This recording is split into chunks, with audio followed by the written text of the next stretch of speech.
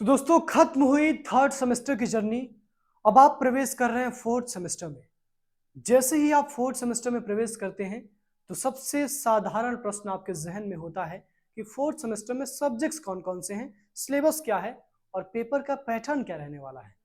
तो सबसे अच्छी बात, सबसे बड़ी खुशखबरी आप सभी के लिए कि इस बार आपकी यूनिवर्सिटी इवेंट सेमेस्टर होने की वजह से आपका एग्जाम एमसीक्यूज कराने वाली है। तो आपका एग्जाम इस बार ऑप्टिकल होने वाला है, मल्टीपल चॉइस क्वेश्चंस के माध्यम से होने वाला है। तो थोड़ी सी बेफिक्री की जरूरत है, मतलब आप थोड़े से बेफिक्र हैं तो कोई बात नहीं, लेकिन ज्यादा बेफिक्र मत होइएगा, क्योंकि भले ही एग्जाम एमसीक्यूज के पॉइंट ऑफ व्यू से हो रहे हैं, एमसीक्यूज आपसे पूछे जाएंगे, लेकिन इतना आसान नहीं होगा क्योंकि सब्जेक्ट्स आपके डिफिकल्ट हैं फोर्थ सेमेस्टर के। तो ध्यान से और इत्मीनान से इस सेमेस्टर को आपको पार करना है। एमसीक्यूज पूछे जाएंगे, पहली चीज। दूसरी चीज, आपके सिलेबस में ये सारे सब्जेक्ट्स हैं जो आपको फोर्थ सेमेस्टर में पढ़ने हैं। अगर हम सब्जेक्ट्स की बात करें तो पहला सब्जेक्ट है आपका कॉस्ट अकाउंटिंग, दूसरा है contemporary audit, foreign trade off India, macro economics, institutional framework for business. ये सारे 5 सब्जेक्ट्स हैं जो आपको पढ़ने हैं। इसके अलावा एक सब्जेक्ट आपका वोकेशनल कोर्स का भी होता है। आप सभी को पता है कि हर बार यूनिवर्सिटी आपके साथ एक वोकेशनल कोर्स देती है हर सेमेस्टर में।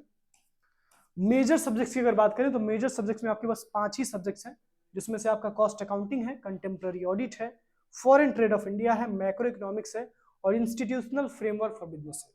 जिसमें से जो कॉस्ट अकाउंटिंग है वो थोड़ा सा डिफिकल्ट है क्योंकि ये न्यूमेरिकल इसमें पार्ट आ जाता है, लेकिन चिंता करने की बात नहीं है क्योंकि एमसीक्यूज एग्जाम होने वाले हैं तो न्यूमेरिकल की पॉसिबिलिटी थोड़ी सी कम होती है।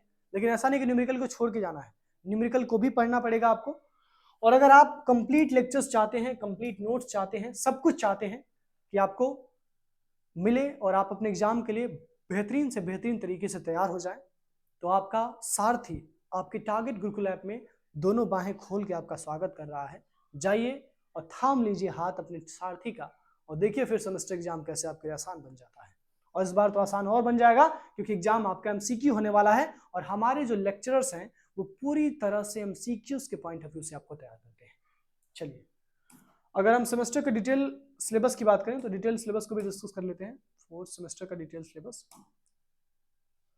एक मिनट। डिटेल सिलेबस में आपका सबसे पहला सब्जेक्ट है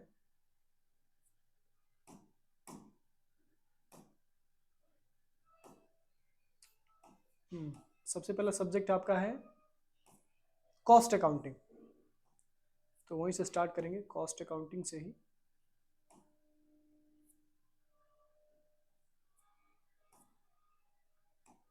हाँ, आ गया आपका cost accounting BCom fourth semester. तो सबसे पहला सब्जेक्ट है आपका कॉस्ट अकाउंटिंग, जिसमें आप पढ़ेंगे कॉस्ट अकाउंटिंग कैसे होती है। जैसे आपने क्लास 12th में ब्रांचेस ऑफ अकाउंटिंग के विषय में डिस्कस किया होगा, देखा होगा, financial accounting, cost accounting, management accounting, tax accounting, social responsibility accounting. वैसे ही कॉस्ट अकाउंटिंग जो होता है वो क्या है, कॉस्ट अकाउंटिंग कैसे की जाती है। अगर बेसिकली मैं इस सब्जेक्ट के आइडिया को देने की बात करूं तो कॉस्ट अकाउंटिंग का मतलब होता है जब भी किसी कंपनी में प्रोडक्ट बनता है तो उस प्रोडक्ट में टोटल कितने खर्चे हुए हैं, उन खर्चों को निकालने के लिए जिस अकाउंटिंग की मदद से ये पूरा काम किया जाता है उसी को हम कॉस्ट अकाउंटिंग कहते हैं, यानी लागत लेखांकन कहते हैं। अगर हम कॉस्ट अकाउंटिंग की डिटेल सिलेबस की बात करें तो इसमें आपको 4 यूनिट्स मिलेंगे। सबसे पहला यूनिट में आपको पढ़ाया जाएगा definition, nature, scope and significance of cost accounting. इसके अलावा कॉस्ट के अलग अलग एलिमेंट्स कौन कौन से होते हैं, कॉस्ट असर्टेन करने का सिस्टम क्या है, control of materials, labour and overhead, allocation, apportionment and absorption of overhead. इसके अलावा यूनिट आउटपुट कॉस्टिंग क्या होता है, preparation of cost sheet and tender price, calculation of tender quotation and estimated price, contract and job costing, process and cost accounting. इसके अलावा unit 3 में आप पढ़ेंगे reconciliation of cost and financial account, service costing, budgetary control. इसके अलावा आप unit 4 में पढ़ेंगे मार्जिनल कॉस्टिंग, स्टैंडर्ड कॉस्टिंग। मतलब ये था आपका पूरा कॉस्ट अकाउंटिंग का सिलेबस जिसमें आप डिफरेंट टॉपिक्स को पढ़ेंगे। इसमें से अगर मैं पर्सनली बात करूं तो आपको कुछ ऐसे टॉपिक्स मिलेंगे जो न्यूमेरिकल्स जिससे क्वेश्चन बन सकते हैं।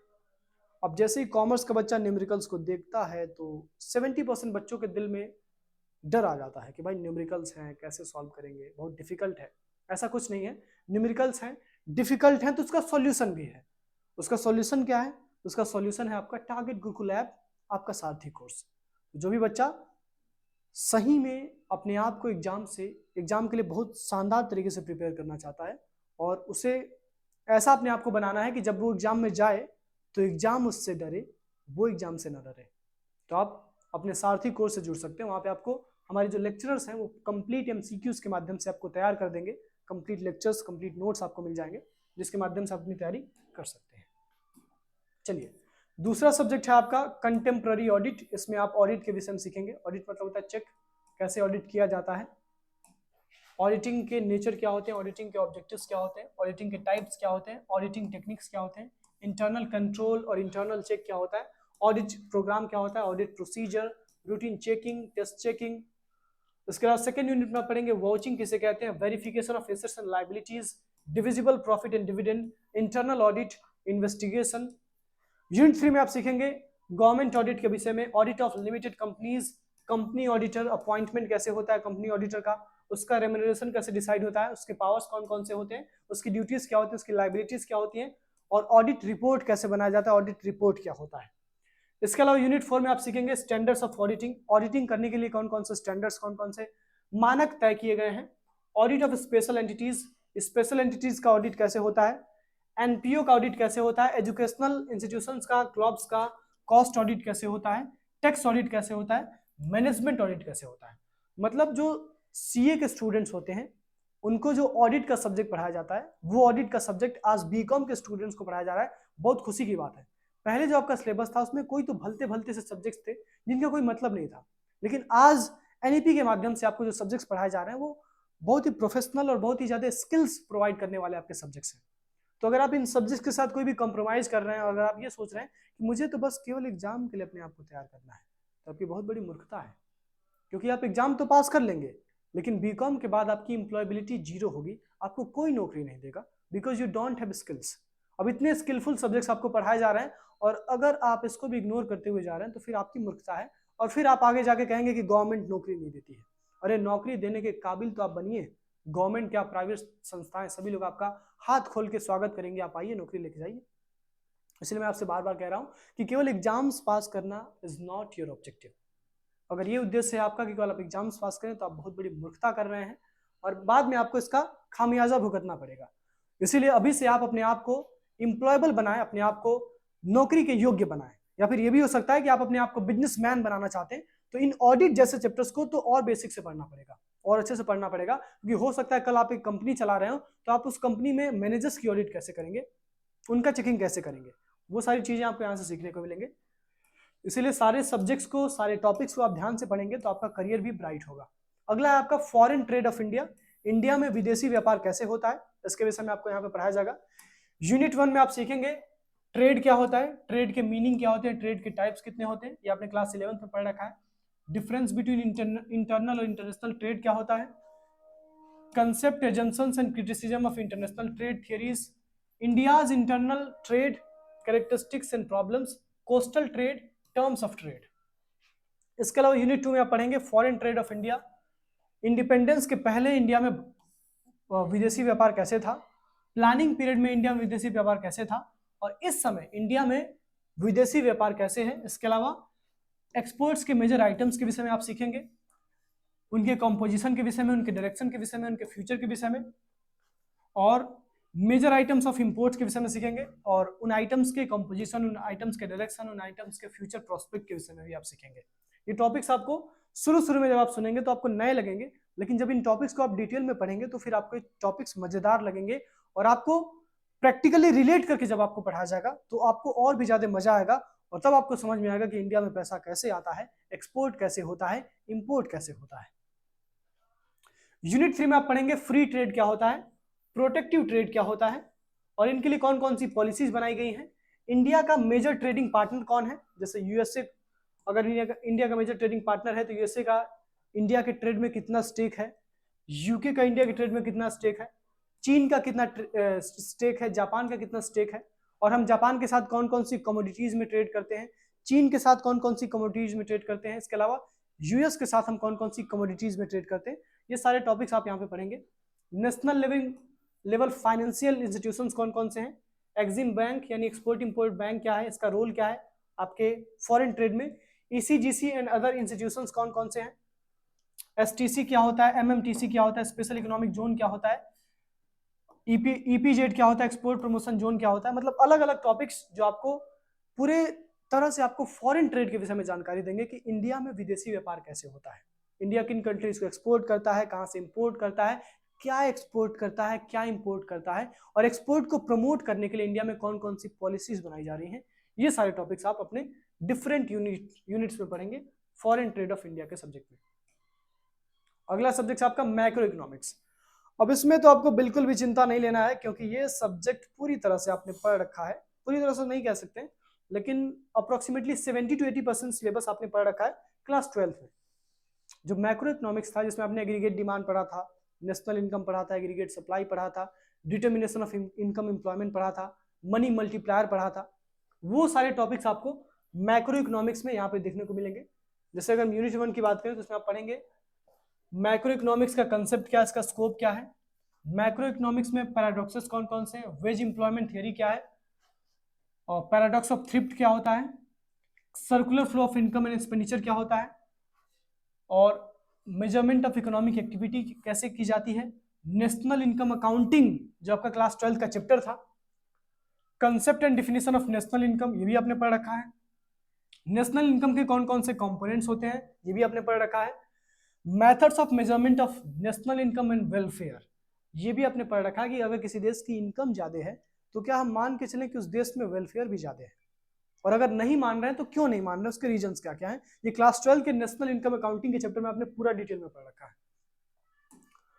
इसके अलावा अगर हम बात करें तो सेकंड यूनिट में आप पढ़ेंगे क्लासिकल मैक्रो इकोनॉमिक मॉडल कौन कौन से हैं, सेज का लॉ क्या है, क्वांटिटेटिव थियरी क्या है, बेस प्राइस थियरी क्या है, इसके अलावा एग्रीगेट एक्सपेंडिचर क्या होता है, एग्रीगेट डिमांड क्या होता है, रिलेटिव इनकम हाइपोथेसिस क्या होता है, कंजम्पशन पजल क्या होता है, परमानेंट कंजम्पशन क्या होता है। मतलब ये सारे टॉपिक्स आप अपने मैक्रो इकोनॉमिक्स के सब्जेक्ट में पढ़ने वाले हैं। बेसिकली जो मैक्रो इकोनॉमिक्स सब्जेक्ट है उसका मतलब ये होता है इकोनॉमिक्स की स्टडी करना है एग्रीगेट लेवल पे। तो इस पूरे सब्जेक्ट में आप जो टॉपिक्स पढ़ेंगे उसमें आप एग्रीगेट लेवल पे चीजों की स्टडी करेंगे, समग्र लेवल पे आप कह सकते हैं, समग्र स्तर पे आप स्टडी करेंगे। उसके अलावा पढ़ेंगे मल्टीप्लायर के विषय में, आप पढ़ेंगे इन्फ्लेशन के विषय में, महंगाई कैसे होती है, महंगाई क्यों होती है, महंगाई क्या होती है, महंगाई को कैसे नियंत्रित किया जाता है, कौन कौन से गवर्नमेंट के मेजर्स हैं इन्फ्लेशन को कंट्रोल करने के लिए। और फिर आप लास्ट सब्जेक्ट आपका है इंस्टीट्यूशनल फ्रेमवर्क फॉर बिजनेस। इसमें आप पढ़ेंगे इंडियन रेगुलेटरी एनवायरनमेंट के विषय में, जैसे इंडिया में अलग अलग रेगुलेशंस कौन कौन से हैं जो बिजनेसेस पे एप्लीकेबल होते हैं। इसके अलावा आप रेगुलेटरी बॉडीज के विषय में पढ़ेंगे, जैसे रेरा एक रेगुलेटरी बॉडी है, आईआरडीए एक रेगुलेटरी बॉडी है, आरबीआई एक रेगुलेटरी बॉडी है, पीएफआईडीए एक रेगुलेटरी बॉडी है, टेरा एक रेगुलेटरी बॉडी है, टीआरएआई एक रेगुलेटरी बॉडी है। तो जो अलग अलग रेगुलेटरी अथॉरिटीज हैं उनके विषय में जो आपके सिलेबस में दी गई होंगी उनके विषय में आप पढ़ेंगे, उनका रोल क्या है और वो कैसे बिजनेसेस को रेगुलेट करती है। इसके अलावा पढ़ेंगे आप स्टॉक एक्सचेंज के फंक्शंस कौन कौन से होते हैं, सेबी क्या है, कॉम्पिटिटिव कमीशन ऑफ इंडिया, उसको हम कहते हैं कॉम्पिटिशन कमीशन ऑफ इंडिया, ये यहाँ पे गलत दिया है, यहाँ पे होना चाहिए competition commission of India, CCI short में इसको कहते हैं। तो कॉम्पिटिशन कमीशन ऑफ इंडिया क्या है, नेशनल कंपनी लॉ ट्रिब्यूनल क्या है, इंसॉल्वेंसी बैंक्रप्सी कोड क्या है, इंडस्ट्रियल पॉलिसी के कौन कौन से डिपार्टमेंट्स हैं, डीपीआईआईटी क्या है, department for promotion of industrial and internal trade. ये सारे टॉपिक्स आप अपने institutional framework for business subject में पढ़ेंगे। मतलब अगर मैं ओवरव्यू दूं तो इंस्टीट्यूशनल फ्रेमवर्क फॉर बिजनेस में आप पढ़ेंगे कि हमारे बिजनेसेस में कौन कौन से ऐसे इंस्टीट्यूशंस हैं जो दखल अंदाजी करते हैं या फिर जो हमको रेगुलेट करते हैं, जो हम पे सिकंजा रखते हैं और उनके दायरे में हमको काम करना पड़ता है। जैसे अगर कोई बैंक है तो आरबीआई के दायरे में काम करेगा, अगर कोई कंपनी है तो कंपनीज एक्ट के दायरे में काम करेगा, अगर कोई दो ऑर्गेनाइजेशंस हैं जो मर्ज हो रहे हैं तो उसको सीसीआई के पास जाना पड़ेगा, उसके दायरे में काम करेगा, कॉम्पिटिशन एक्ट के दायरे में काम करेगा। तो ये सारे टॉपिक्स हैं जो आपको पढ़ने हैं। इसके अलावा अगर मैं बात करूं तो एक आपका आखिरी सब्जेक्ट है वोकेशनल कोर्स सेकंड। एक कोई तो वोकेशनल कोर्स आपको दिया जाता है आपके कॉलेज या आपके यूनिवर्सिटी के द्वारा, जो एक माइनर कोर्स जिसको आप कह सकते हैं। बाकी मेजर कोर्सेज में आपके 5 ही सब्जेक्ट्स हैं जिसको हमने डिस्कस किया डिटेल में। इसके अलावा एक एक्स्ट्रा सब्जेक्ट होता है आपका वोकेशनल कोर्स का, ये भी आपको पढ़ाया जाता है। तो स्टूडेंट्स, ये था आपका कंप्लीट सिलेबस। और आपने सिलेबस देखा तो आपको मुझे लग रहा है जहाँ तक 60 to 70% चीज़ें समझ में नहीं आई होंगी। ऐसा लग रहा होगा कि मैं बस टॉपिक्स के नाम सुन रहा हूँ। और अफसोस की बात यह है कि मैं इस वीडियो में बस इतना ही बता सकता हूँ, क्योंकि वीडियो का मकसद ही है बस सिलेबस बताना। अगर आप कंप्लीट लेक्चर्स चाहते हैं, कंप्लीट नोट्स चाहते हैं, पीडीएफ चाहते हैं, एमसीक्यूज की प्रैक्टिस करना चाहते हैं हमारे लेक्चर्स के सामने बैठ के, तो आप ज्वाइन कर सकते हैं हमारे सारथी बैच को। सारथी बैच को ज्वाइन करने के लिए आप हमारा डाउनलोड कर सकते हैं टारगेट गुरुकुल ऐप, जिसका लिंक आपको डिस्क्रिप्शन बॉक्स में मिल जाएगा। That's it for this video. मिलते हैं नेक्स्ट वीडियो में पूरी ऊर्जा के साथ।